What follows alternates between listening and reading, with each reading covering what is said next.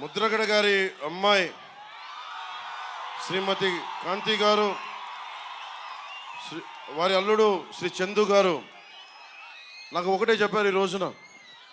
నాకు నిజంగా అమ్మ, నేను మీ ఇంత తుని ప్రత్యేకించి అల్లూరి సీతారామరాజు పాదాల సాక్షిగా చెప్తున్నా, నాకు వారికి ఒక కుమార్తె ఉన్నందని కూడా అసలు విషయం నాకు తెలియదు. కాంతి గారు ఉన్నారు అని నాకు విషయం కూడా తెలియదు. నేను మనస్ఫూర్తిగా చెప్తున్నాను, నాన్నగారిని ఒక మాట అనాలని కానీ ఆయన వైసీపీకి వెళ్ళినా నాకేం ఇబ్బంది లేదు, గౌరవిస్తాను పెద్దల్ని.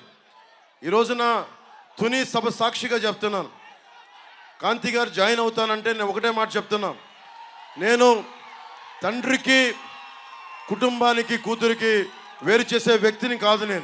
నేను మీ నాన్నగారికి, నాకు ఎందుకంటే ఒక తండ్రి బాధ నేను అర్థం చేసుకోగలను. కూతురు